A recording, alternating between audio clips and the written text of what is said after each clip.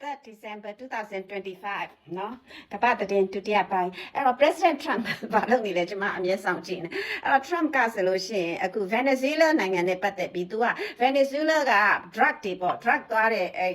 boat ပေါ့နော်တင်ပေါ်လီလေလေးနှစ်စီးကိုသူတို့ပြစ်ချတယ်အဲ့ဒါထပ်ပြီးပြစ်ချပြန်ပြီနောက်ပြီးတော့သူကဘာပြောထားလဲဆိုတော့ Venezuela President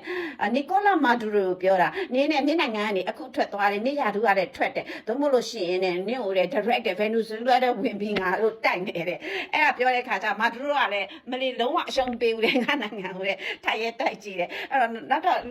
ဒီ drug တွေပေါ့ Venezuela အနေပြီးတော့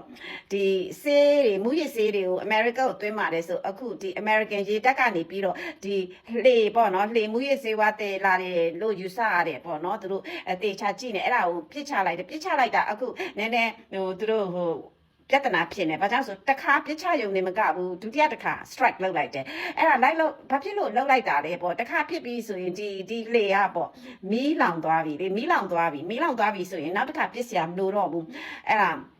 စစ်ဖြစ်တဲ့အခါဆိုလို့ရှိရင် human right ကဟိုအမြဲကြည့်နေတယ်လေဟိုစစ်ဖြစ်တဲ့အခါဆိုရင်ကိုယ်ပြန်ပြီးတော့မတိုက်နိုင်တဲ့ရန်သူကိုနောက်ထပ်မချေမုန်းရဘူးလေအဲ့ကြတော့အဲ့လိုတရားရေးအရာရှိတွေကမေးခွန်းတွေမေးတာပေါ့မေးတော့ Trump ရဲ့ဒီသူ့ရဲ့အဲ့ဒီဟိုဘောပေါ်စစ်ဖက်ဆိုင်ရာဝန်ကြီး secretary ပေါ့နော် hashtag တဲ့အဲ့ဒါထိုင်ပြီးဖြေနေရတယ် Trump ကလည်းသူလည်းမသိဘူးတဲ့ငါ secretary နဲ့အပြတ်လွဲထားတာငါသူ့ကိုယုံနေတဲ့အဲ့ဒါပထမတစ်ခါဖြစ်တယ်ငါသိတယ်ပေါ့ဒုတိယခါဖြစ်တယ်ပါတယ်ငါမသိဘူးတဲ့အဲ့တော့အဲ့မှာ commander ရှိတယ်ဒီစစ်တပ်ကအကြီးဆုံးကသူပြစ်လိုက်တာတဲ့ဒုတိယတစ်ခါတဲ့ဘာကြောင့်ဆိုဒုတိယတစ်ခါဒီမီးလောင်နေတဲ့လှေမှာလူနှစ်ယောက်ကတွဲနေတယ်ရှင်နေသေးတယ်လူနှစ်ယောက်ကရှင်နေသေးတယ်အရှင်နေဘာကြောင့်ဆိုတော့ငါ့ကိုတဲ့ secretary က hashtag ကပြောထားတယ်တဲ့တယောက်မှအရှင်မချမ်းနဲ့ပြောထားလို့လည်းငါဒုတိယတစ်ခါဖြစ်လိုက်တာတဲ့ဆိုတော့ hashtag ကလည်းဘာပြောလဲဆိုတော့ငါလည်းကြည့်နေတာပဲတဲ့ကြည့်နေပထမတစ်ခါပြစ်လိုက်တာကိုငါသိတယ်တဲ့နော်ဟို missile နဲ့ပြစ်လိုက်တာကိုသိတယ်ဒီလူတွေဘာလုပ်နေလဲဒီ boat ထဲမှာသူတို့ကလည်း satellite နဲ့အကုန်အသေးစိတ်အကုန်မြင်နေရတာကိုအဲ့တော့သိတယ်တဲ့ဒီ drug တွေတည်လာတဲ့လူတွေဘာလုပ်နေငါသိတယ်အဲ့တော့ဟုတ်တယ်ငါပြစ်ခိုင်းတယ်ပြစ်ပြီးတော့ငါလည်းတဲ့ဟိုနာယီပေါင်းများစွာထိုင်ပြီးတော့တဲ့အဲ့ဒါဟုတ်တယ် live ကြည့်နေနိုင်ဘူးတဲ့အဲ့တော့ပထမတစ်ခါပြစ်တာတော့ငါသိတယ်တဲ့နောက်ဒုတိယတစ်ခါပြစ်တာတော့ငါမသိလိုက်ဘူးတဲ့အဲ့တော့သူတို့เนี่ยအဲ့လိုဘာကြောင့်ဆို war crime ဖြစ်သွားမယ်လေတကယ်လို့ဒီလိုဟိုဒုတိယတစ်ခါပြစ်တာကိုဘယ်သူအမိန့်ပေးလဲပေါ့ဘယ်သူအမိန့်ပေးလဲအမိန့်ပေးတဲ့လူကဟို crime ပေါ့ပြစ်မှုကျူးလွန်တယ်လို့ပေါ့စစ်ရာဇဝတ်မှုဖြစ်သွားမှာပေါ့အဲ့လိုမျိုးပြောနေတယ်အဲ့ဒါက Venezuela ကိစ္စပေါ့နော်အဲ့တော့နောက်ပြီးတော့ America ကနေပြီးတော့ပူတင်နဲ့ Moscow မှာသွားတွေ့နေသွားတင်နေသူ့ရဲ့ envoy ရဲ့သူ့ရဲ့တမက်ကဆိုရင်သူ့သမီးကိုယူထားတာပေါ့နော်အဲ့ဒီသူကအဲ့ Jew တထေးပေါ့တထေးရဲ့တားတင်နေအဲ့တော့အဲ့ဒီ Kushner တဲ့ Jared Kushner အဲ့ဒါဆိုလို့ရှိရင် तू ကသမ္မတ Trump က Kushner ဒီ diplomat ပေါ့ဟိုတန်တမန်ရေးရာမှာယာတုမယူထားပေမဲ့လေသမ္မတ Trump ကတော်တော်သုံးတယ်ဘာကြောင့်ဆို तू က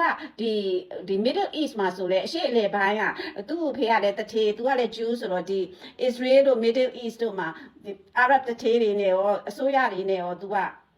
Saudi Arabia ရဲ့ Israel ရဲ့ UAE ရဲ့ Qatar ရဲ့နောက်ပြီးလို့ရှိရင် Mexico နဲ့ China ရဲ့ပါ तू ကစီးပွားရေးတွေလုပ်ရင်းနဲ့ तू ကအားလုံးကို personal relationship ပေါ့ तू ကဟိုဆက်ဆံရေးကောင်းတယ် तू ကအဲ့လိုနာမည်နဲ့ကိုမေးထုခေါ်ပြောဖြစ်တဲ့အထိ तू ကရင်းပြီးတော့ तू ရောက်ခမသမ္မတ Trump ကအဲ့အရှိအလေပိုင်းငင်းချမ်းရေးအတွက် Israel ရောဒီ Arab ခေါင်းဆောင်တွေရောဆိုလို့ရှိရင်ဟို तू ကသူ့ရဲ့တမက်ကိုတုံးတယ်သူ့တမက်ကိုတုံးတယ်အခုဆိုရင်လေ तू က Russia ကိုသွားတယ် Russia ကိုသွားတဲ့အခါကျတော့အခုအဲ့Russia special envoy ရှိတယ် Steve Witkoff သူနဲ့အတူတူ Mr. Trump ရဲ့တမက်ကလည်းလိုက်သွားတယ်ပူတင်နဲ့နာယီပေါင်းများစွာသူတို့ဆွေးနွေးတယ်နော်ဆွေးနွေးတဲ့အခါကျတော့ဟို productive ဖြစ်ပါတယ်တဲ့ constructive ဖြစ်ပါတယ်တဲ့အကျိုးထူးတယ်ဒါပေမဲ့ final ဟိုဘာတွေဟိုသဘောတူညီမှုရရှိတယ်ဆိုတာတော့သူတို့ကမကြေညာသေးဘူးပေါ့မကြေညာသေးဘူးအဲ့ Mr. Putin နဲ့သူတို့သွားပြီးတော့ဆွေးနွေးတယ်ပေါ့ယူကရိန်းကတော့ Zelensky ကအင်မတန်မှစိတ်ဆိုးဒေါသထွက်နေတယ်ဘာကြောင့်ဆိုတော့ तू ကဒီဥရောပNATO မှာသွားပြီးတော့ NATO မှာ member လည်းမဟုတ်ဘဲနဲ့ NATO ကရုရှားရဲ့ပတ်စံတွေကိုတင်ထားတာရှိအဲ့ထဲကသူ့ကိုပေးဖို့ပေါ့နော်ပေးဖို့သွားပြောတာအဲ့ဟိုHungary နိုင်ငံကတင်လုံးဝမပေးဘူးဆိုတော့အဲ့ဒါနဲ့မပေးဘူးတဲ့ဒီလောက်တောင်လက်စားတဲ့နိုင်ငံလက်စားတဲ့ခေါင်းဆောင်တဲ့ဘာကိစ္စပေးရမှာလဲတဲ့မပေးဘူးလို့အဲ့လို Hungary ကကန့်ကွက်တော့အဲ့ဒါနဲ့ Ukraine သမ္မတ Zelensky လည်းခါတယ်စိတ်တွေဆူပြီးတော့ခါတယ်ခြေထောက်ကြီးဆောင်းပြီးတော့ထပ်သွား